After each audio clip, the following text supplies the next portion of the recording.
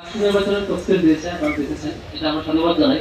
এবং এই একটা হতাশার জায়গা হলো, আমরা আশা করেছিলাম 5 আগস্টের যে গণঅভ্যুত্থানের বিজয়, সেই বিজয়ের পর যে প্রশাসন আসছে সেই প্রশাসন 2-3 মাসের মধ্যে রাষ্ট্রীয় ইলেকশন দিতে পারবে এবং দিলে এই বছর এসে আমরা আরো রাষ্ট্র পেতাম যদি প্রতি বছর হয় সাপেক্ষে আর কি।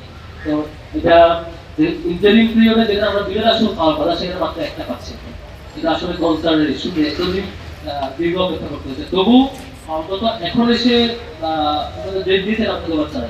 রাষ্ট্রীয় আমার পার্সোনাল অবস্থান হলো, আমাদের সাংগঠনিক অবস্থান হলো, রাষ্ট্রীয় কে জিতলো, কে হারলো, কে প্রার্থী হলো, কে প্রার্থী হলো না, কে ভোটার হইলো, কে ভোটার হইলো না, এটার সাথে ডাকসু হওয়া না হওয়ার কোনো কানেকশন নেই। ডাকসু হইতে হবে, অন টাইমে হইতে হবে এবং হচ্ছে ডাকসু প্রতি বছর নিয়মিত হইতে পারাটা, ছাত্রদের গণতান্ত্রিক প্র্যাকটিস করতে পারাটার মধ্যে দিয়ে সার্থকতা। আমি তাহলে করতেই পারি, আমি জিততেই পারি, আমি ভোটার হইতেও পারি, নাও হইতে পারি। এসব ম্যাটার করে যদি কেউ ডাকসু হওয়া না হওয়ার ইকুয়েশন মাপে, এটা হবে স্বার্থবাদিতার আচরণ, এটা হবে ব্যাড ইন্টেনশনের বহিঃপ্রকাশ। আমরা আমরা যেটা বলতে চাই সেটা হচ্ছে নির্ধারিত টাইমে কাজটা হতে পারাটা সাধারণ শিক্ষার্থীদের গণতান্ত্রিক প্র্যাকটিসের প্র্যাকটিস করতে পারার বহিঃপ্রকাশ। তো এটাকে আটকে রাখার মানে এটা একটা নীতিবাদী আচরণ। এতদিন আটকে ছিল, খুবই দুঃখজনক ছিল, দীর্ঘদিন হয় নাই। এখন নিয়মিত হবে, একাডেমিক ক্যালেন্ডার অন্তর্ভুক্ত থাকে, সেটা আমরা বিশ্বাস করি এবং একাডেমিক ক্যালেন্ডার অন্তর্ভুক্ত সেই দাবিটাই জানাই। প্যানেলে কে প্রার্থী হবে, কে প্রার্থী হবে, আমাদের কারা হবে কারা হবে না, অনেকগুলো কোয়েশ্চেন আপনাদের আসছে নিশ্চয়ই। এবং আমাদের তফসিল আপনারা দেখেছেন যে প্রার্থিতা জমা দেওয়ার যে ডেটা আছে, প্রার্থিতা প্রত্যাহারের নির্ধারিত ডেট আছে। তো প্রার্থিতা জমা দেওয়া এবং প্রার্থিতা প্রত্যাহারের নির্ধারিত ডেট, সে সময় মাঝামাঝি সময় আমরা ক্লিয়ার অ্যানাউন্সমেন্ট করবো ইনশাআল্লাহ। যেহেতু প্রার্থিতা অ্যাপ্রোচ করার ব্যাপার আছে, আবার থেকে প্রার্থিতা ক্যান্সেল করার একটা ইস্যু আছে, প্রত্যাহারের ইস্যু আছে, আবার আমরা নানান স্টেকহোল্ডারের সাথে ঘুরছি, অন্যান্য সংগঠনগুলোর সাথে, তাদের সাথে কোঅপারেশন ইস্যু আছে। আসলে বিশেষে যে কারা কারা প্রার্থী হবে, কোথায় কোথায় আমাদের মধ্যে পারস্পরিক কোঅপারেশন হবে, এই সবগুলো নিয়ে সিদ্ধান্ত চূড়ান্ত হওয়ার পরে আমরা নির্ধারিত সময় আপনাদেরকে সেটা জানাবো আর কি ইনশাআল্লাহ। ছাত্র গণনার প্রতিনিধি হলে শিক্ষক থাকছে, বাম সংগঠনের প্রতিনিধি থাকছে, প্রত্যেক সংগঠন এখন একজন যে রাজনীতি করতে চায় না সাধারণ শিক্ষার্থী, সেও তার মতামতটা স্বাধীনভাবে মনে প্রকাশ করছে।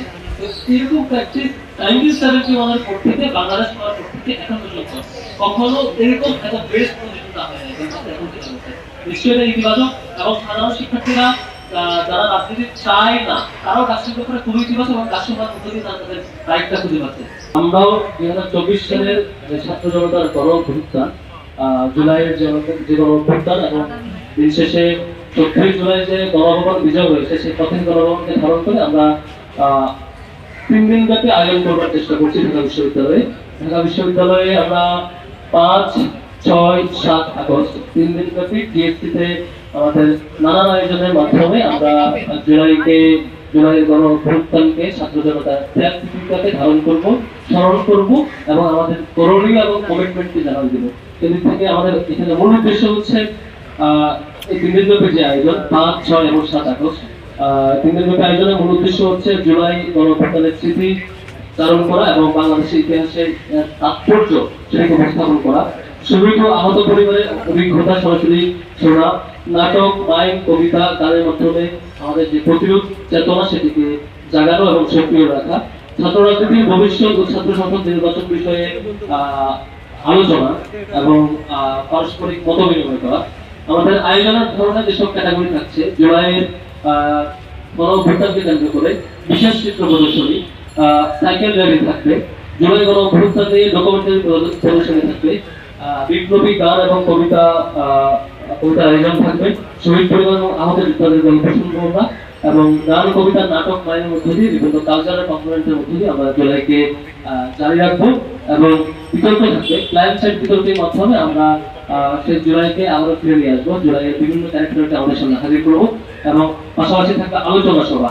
আমাদের 3 দিন ব্যাপী যে আয়োজন সেটি ধরে ধরে আমি আমাদের সঙ্গে উপস্থাপন করছি। প্রথম দিন তথা 5 আগস্ট 2025 আমাদের টিএসসিতে যে আয়োজন থাকবে, প্রথমে সকাল 5টায় আমরা প্রত্যেক গণভবনে একটা সাইকেল রেডি করবো, যেটা টিএসসি থেকে শুরু হবে, শেষ হবে গণভবন হয়ে আবার টিএসসি এসে শেষ হবে এবং 9টার মধ্যে এই র্যালি সম্পন্ন করে আমরা 9টায় নাস্তা আয়োজন থাকবে। সকাল 10টায় ডকুমেন্টারি প্রদর্শন, বিপ্লবী গান এবং কবিতা টিএসসিতে এবং দুপুর 2টা 30-এ শহীদ পরিবার এবং আহতদের গল্প শোনা হবে টিএসসিতে, অডিটোরিয়ামে। বিকেল 3টা 30-এ মাইম পরিবেশনা এবং নাটক থাকবে। বিকেল 5টা 30-এ আমাদের নাটক থাকবে, আরেকটি নাটক। এবং সন্ধ্যা 7:30 আমাদের প্ল্যান সেট বিতর্ক থাকবে। প্ল্যান সেট বিতর্কের মধ্যে দিয়ে জুলাইয়ের ইতিবাচক এবং নেতিবাচক যত ক্যারেক্টার আছে তাদের কি রোল ছিল আমরা সেই ক্যারেক্টারটাকে তাদের সামনে আবারও হাজির করার চেষ্টা করবো। দ্বিতীয় দিনে 6 আগস্ট আমরা টিএফসিতে সকাল 10টায় জুলাই গণ অভ্যুত্থান ও ফেস্টিভাল পলায়নের 1 বছর প্রাপ্তি ও প্রত্যাশা শীর্ষক আলোচনা সভা হবে এবং বিকাল 3টায় জুলাই গণ অভ্যুত্থান পরবর্তী ছাত্র রাজনীতি ও ডাকসু নির্বাচন শীর্ষক আলোচনা সভা হবে এবং সন্ধ্যা 7:30 টিএফসিতে নয়া রাজনৈতিক বন্দোবস্তে ইসলাম প্রসঙ্গ শীর্ষক সেমিনার হবে। আমাদের তৃতীয় দিন 7 আগস্ট 2025 সেদিন আমাদের টিএফসিতে দিনব্যাপী জুলাই বিশেষ প্রদর্শনী এবং ডকুমেন্টারি থাকবে। পাশাপাশি আমাদের স্পেশাল আয়োজন থাকবে 3 দিন ধরে, সেটি হচ্ছে টিএফসি অডিটোরিয়ামের সামনের যে করিডোর সেটাতে আমরা বিশেষ প্রেজেন্টেশন দেওয়ার চেষ্টা করছি, যেখানে চারপাশে ঢুকলে বিশেষ করিডোর থাকবে, যেখানে উপরে নিচে চারপাশে বিশেষ 3D ভিউয়ের মধ্য দিয়ে আমরা দর্শনার্থীদেরকে জুলাই হাট ফিরে নিয়ে যাবো। জুলাই কেমন ধরনের স্যাক্রিফাইস ছিল, জুলাইয়ের সেই কঠিন ঘটনাগুলোকে আমরা সেখানে খুব